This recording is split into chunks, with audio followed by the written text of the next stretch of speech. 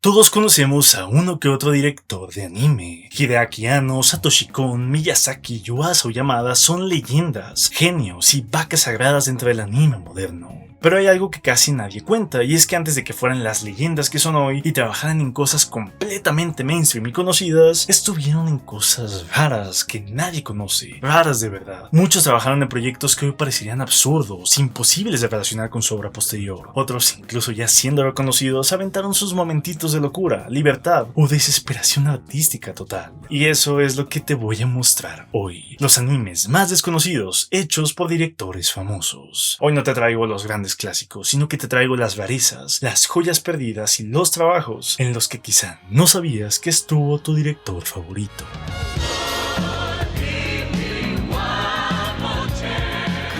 Empecemos por un señor bastante conocido, Hideaki Anno, el que cambió el anime mecha con sus propios dilemas existenciales, complejos de Edipo y muchas ganas de destruir Tokio.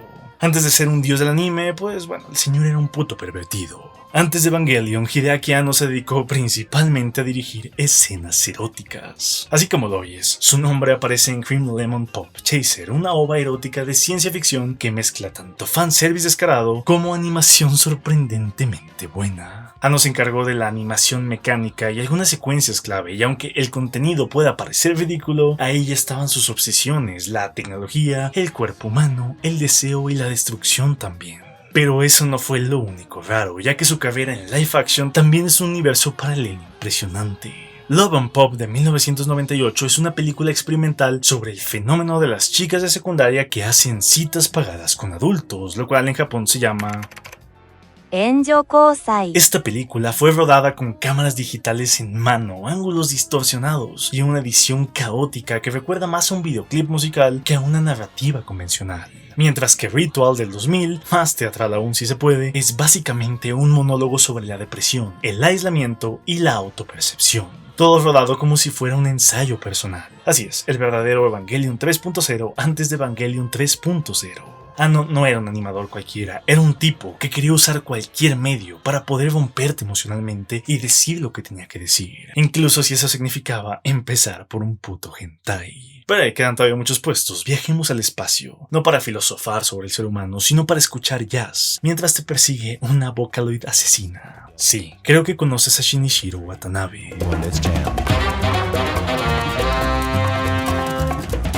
Mucho antes de ser el hombre detrás de Cowboy Bebop o Samurai Champloo, Shinichiro Watanabe fue el codirector de una de las entregas más extrañas y más ambiciosas del universo de Macross. Macross Plus de 1994. Esta serie de 4 ovas y luego una película fue un experimento visual y temático que mezclaba mechas, música, traumas de infancia y una inteligencia artificial que quería ser una idol. Sí, antes de Hatsune Miku, Watanabe ya había creado a Sharon Apple, una Vocaloid psicótica que termina controlando casas de combate con su voz. Watanabe compartió la dirección de esta obra con Shoji Kawamori, pero si pones atención puedes ver las semillas de lo que vendrá después en su obra. El uso del jazz, el ritmo pausado, los personajes torturados por su pasado, la tensión entre lo humano y lo artificial. Macross Plus es una joya de la animación, con efectos especiales híbridos, batallas aéreas bellísimas y una dirección que se atreve a mezclar ópera espacial con drama psicológico. Si ves Cowboy Bebop y te preguntas de dónde salió esa sensibilidad tan melancólica, pues bueno, salió de aquí. Es Watanabe, antes de tener libertad total para hacer lo que quería, pero ya jugando a ser un autor. Y aunque muchos fans de Macross de hecho ven esta obra como una rareza que se sale de tono, lo cierto es que es una de las entradas más sofisticadas a esta franquicia. El opening de Macross Plus Movie Edition, con música de Yoko Kanno y una nave volando mientras suena una ópera alienígena, eso es, como dicen los chavos, cine. Pero si creías que eso era ya pues desconocido, espera que escuches dónde trabajó Satoshi Kon, porque antes de ser considerado fácilmente como uno de los 2 o 3 mejores directores de la historia, Kon era animador y en 1993 estuvo en una de las obras más populares de la última década, más específicamente en Egipto.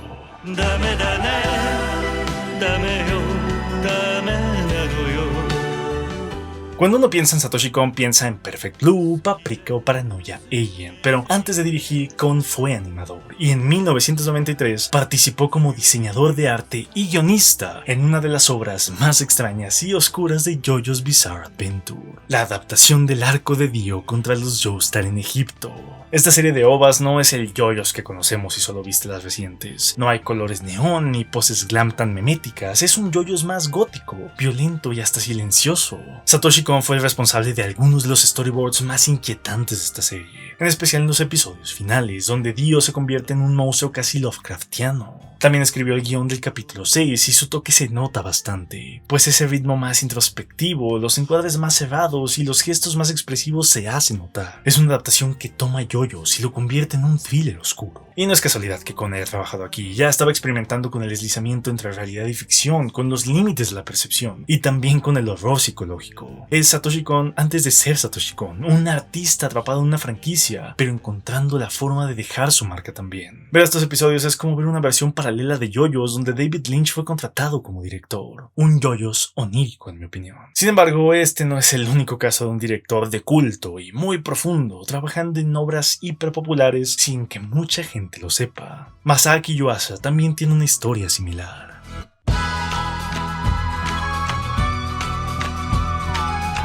Cuando hablamos de Masaaki Yuasa tenemos que hablar de Devilman Crybaby, Man Game y en general en animación psicodélica al borde de la epilepsia. Por lo que entenderás mi sorpresa cuando descubrí que la gran mayoría de su obra no está en este tipo de obras, sino que está en Crayon Shin-chan. Sí, el niño grosero más famoso de Japón y también quizás de España. Yuasa fue animador clave y director de escenas en muchas de las películas de Shin-chan. Y cuando digo muchas, son muchas. El señor participó entre la tercera película y la 22. Y si no lo sabías es porque, bueno, el tipo era una especie de camaleón. Aunque en algunos filmes pasa bastante desapercibido, en otras, como The Adult Empire Strikes Back, su estilo se nota bastante. Planos distorsionados, movimientos elásticos, transiciones caóticas. Esas películas pronto dejan de ser comedia infantil para volverse en sí autor encubierto, lo cual de hecho revela bastante sobre la naturaleza de Yuasa en atreverse en ir más allá de lo esperado. Y no es una participación menor aunque lo pienses, las películas de Shin-chan de hecho han sido terreno fértil para muchos animadores, pero Yuasa supo llevar eso a otro nivel. El drama de adultos nostálgicos, las escenas de guerra con composición frenética, los homenajes al cine japonés clásico.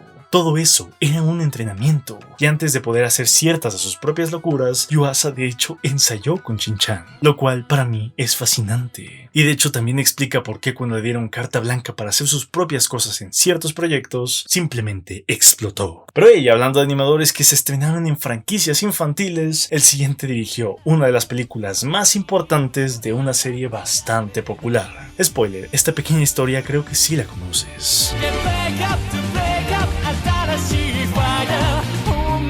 Antes de ser el director que todos relacionamos con Los Niños Lobo, Mirai o La Chica que saltaba a través del tiempo, Mamoru Hosoda era, bueno, el tipo que dirigió la película de Digimon.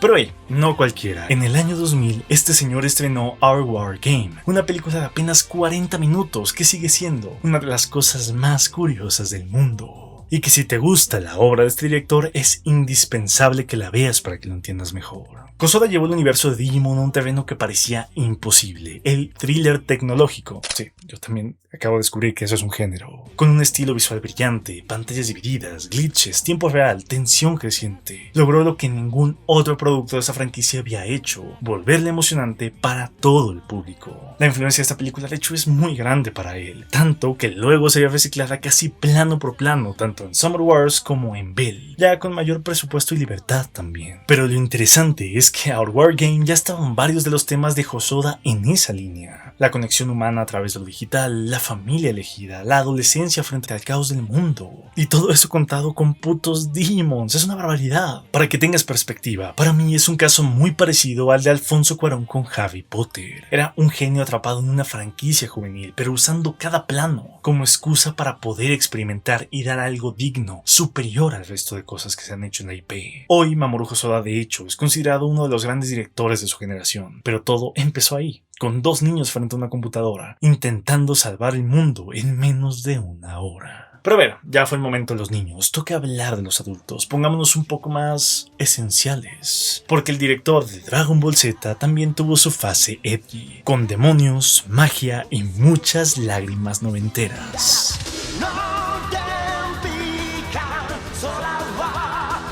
Daisuke Nisho es un puto genio y si lo conoces lo sabes, pero muchos, al menos por nombre, no saben quién es, o al menos en el mainstream su nombre no tiene tanto peso como el de los otros que te mencioné. Sin embargo, la obra que dirigió sí, y es que es mejor conocido por haber dirigido buena parte de Dragon Ball Z, y hasta cierto punto no se entiende una producción así de grande y extensa sin un director como él.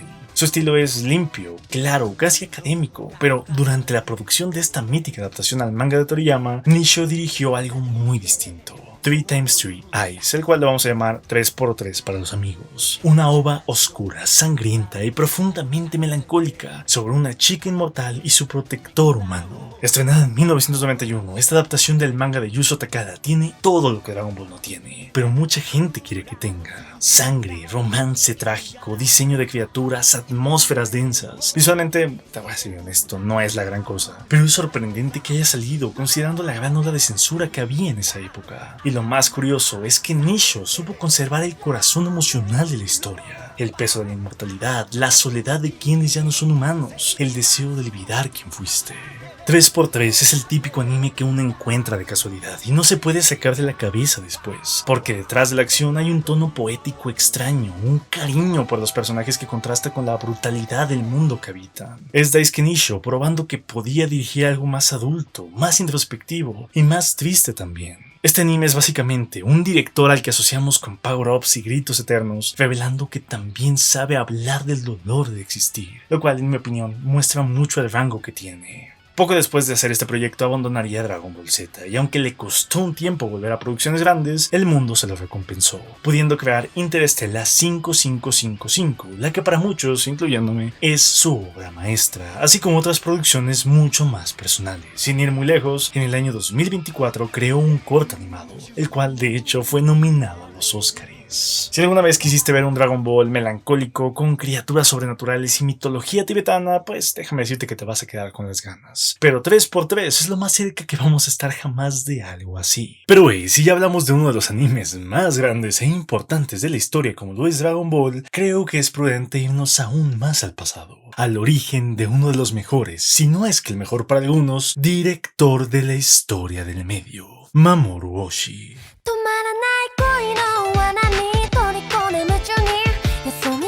Quizá por nombre no te suene tanto, pero es sin mucho problema y como te dije, un claro candidato a mejor director de la historia. Y estoy seguro que por lo menos Ghost in the Shell, su obra más famosa, sí te suena. Pues bien, sabiendo eso, me imagino que esperas que toda su obra sea así, oscura y más introspectiva, pero no del todo. Antes de cambiar el mundo de la animación en Japón para siempre, Mamoru Oshii dirigió Urusei Yatsura, una comedia romántica absurda, caótica y llena de aliens. Así suena raro y bueno, lo es un poco, pero también es una de las series más influyentes de los 80s y bueno, de toda la historia del anime. Y en una de sus películas es donde Oshii empezó a volverse, bueno, Mamoru Oshii. La serie, basada en el manga de Rumiko Takahashi, la autora de Ranma Medio, sigue a Ataru, un adolescente idiota, y Lam, una alien sexy con poderes eléctricos. Hasta ahí todo pinta a comedia ligera, pero Oshii inyectó filosofía, existencialismo, planos largos y finales ambiguos. La segunda película de Urusei Yatsura, conocida como Beautiful Dreamer, es una joya surrealista donde el tiempo se repite, la realidad colapsa y los personajes pierden la noción de lo que son. Básicamente es un Ghost in the Shell un poquito antes de ser Ghost in the Shell, aunque claro, con comedia escolar. Lo más loco de todo esto es que Rumiko Takahashi odió la película, dijo que no tenía nada que ver con su obra, y eso habla mucho de Oshii, pues incluso adaptando el trabajo de otra persona, y no cualquier persona, sino que de la reina del manga, no pudo evitar convertirlo en un ensayo súper profundo sobre la conciencia humana, la cual además tiene toda su marca visible. Los episodios de Urusei Yatsura en las manos de este director fueron un anime que empezaba como sitcom, pero que terminó como pesadilla. Un campo de pruebas para Oshii donde experimentó con el tiempo, el sueño, la identidad. Y aunque muchos lo recuerdan por sus trabajos más serios y densos, lo cierto es que su rareza nació en el terreno de la comedia. Si hoy ves Innocence y preguntas cómo es que llegó hasta aquí, la respuesta está en una alien con bikini de tigre. Pero bajemos un poco la intensidad, aunque no el talento. Si Oshii es un candidato a GOAT super directo, me parece prudente entonces hablar del que para mí es el mayor prodigio que jamás se ha visto en animación japonesa, que curiosamente también trabajó en una obra de Rumiko Takahashi. Naoko Yamada es probablemente la directora más reconocible de todo Kyoto Animation. Ya sabes, el estudio que hizo cosas como Violet Evergarden, Las Dragoncitas Maid o Clannad. Con que ella aún a sus apenas 25 años se consolidó como el talento joven más prometedor de la historia del medio. Gracias a sus planos sutiles, esos dedos temblorosos en animación, los silencios que duelen. Pero lo que casi nadie sabe es que antes de todo eso, antes de dirigir, animó episodios en Inuyasha. Así es, la serie del medio demonio Vitón y la colegiala que viajaba al pasado. Yamada trabajó como in-betweener en varios episodios. No fue una aventura muy larga, pero llegó a participar en escenas de acción y de lip sync. Lo interesante es que tiene todo el sentido del mundo que haya empezado por aquí, y de hecho es hasta poético. Como dije, la obra más importante de Yamada es sin dudas Keion, y no solo por lo que significó en su vida, sino que también cambió al medio para siempre. Masificó aún más el estilo de ojos grandes y cabeza redondeada que hoy conocemos como moe, aunque bueno, se llama Bishoujo, haciendo que a día de hoy sea casi indispensable hacer un diseño así en tus series, independientemente de cuál sea el principal que vas a usar, para identificarlo así como estilo anime. Pero ¿por qué digo que es poético? Pues porque este estilo realmente tiene sus raíces bien trazadas en Urusei Yatsura de Rumiko Takahashi. El destino escribe mejor las cosas que lo que cualquier persona podría. Inuyasha es un shonen gritón muy diferente a su obra, sí, pero también es donde Yamada aprendió a observar, a escuchar con los ojos. A este director aún le faltan décadas de historia, pero siempre tenemos que recordar que su primer paso empezó en Inuyasha. Y mira, cerramos con el más lunático, el director que inventó un subgénero de uno, sino que el más importante, géneros de la historia del anime, el mecha realista. Yoshiyuki Tomino es el padre de Gundam y es conocido por haber creado el Real Roboto, el subgénero de mecha donde se trata todo de forma mucho más cruda y, entre comillas, realista. Y es de hecho donde encontramos las raíces más profundas de un montón de series, tales como Evangelion, Gurren Lagann, Code Geass e inclusive cosas que no parecen tanto mechas pero tienen toda la historia de uno, como lo podría ser Attack on Titan. Pero tal como muchos de sus contemporáneos, no se quedó ahí. Y en 1983, 4 años después, mucho antes de que siquiera existiese la palabra, creó Aura Battles Dumbine, un puto isekai. Un mecha de fantasía medieval con hadas, magia, castillos y robots piloteados por humanos de otro mundo. Sí, me estás oyendo bien. La premisa es absurda, sí, pero también es brillante. Un joven de nuestro mundo es transportado a Byston Well, un reino mágico donde debe pilotar un mecha biotecnológico llamado Aura Battler. Todo esto, de hecho, está envuelto en una estética épica, casi artúrica, con criaturas extrañas y conceptos espirituales muy marcados. Pero lo más impactante de esto es, de hecho, el tono. Es pesimista, confuso, nihilista a veces. Los personajes mueren como moscas, el protagonista se deshumaniza poco a poco y el final es doloroso como muy pocos animes existen. Este anime es puro Tomino desatado. Antes de Zeta Gundam, antes de Victory, ya estaba matando personajes y cuestionando el heroísmo, pero con el filtro de una fantasía delirante. Visualmente es hermoso y es caótico, la animación fluctúa, pero el diseño de los Aura Battlers es una locura. Hay escenas donde no sabes si estás viendo un sueño medieval o es simplemente un delirio mecatrónico.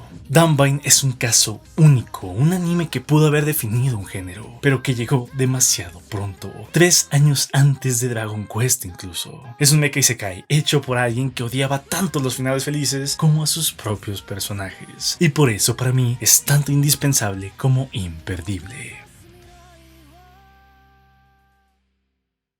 Detrás de cada obra maestra hay un montón desconocidas, hay pruebas, errores, experimentos. Los directores que hoy vemos como genios también fueron desconocidos en proyectos raros, contradictorios a veces, incluso incómodos. Y eso es lo que hace su obra tan rica, porque antes de encontrar su estilo, lo buscaron en todas partes. Si amas Evangelion, ve Love and Pop. Si amas Ghost in the Shell, mira Beautiful Dreamer. Si te encantan las películas de Mamoru Hosoda, ve la de Digimon. Porque ahí, en esos proyectos que no muchos conocen, es donde realmente conoces a los autores. No existe un autor sin caos y no hay genios sin ser desconocidos antes. Y el anime está lleno de ambos casos. Si el video te gustó y te gustaría que hiciese una parte 2, no olvides comentarlo. Los estoy leyendo.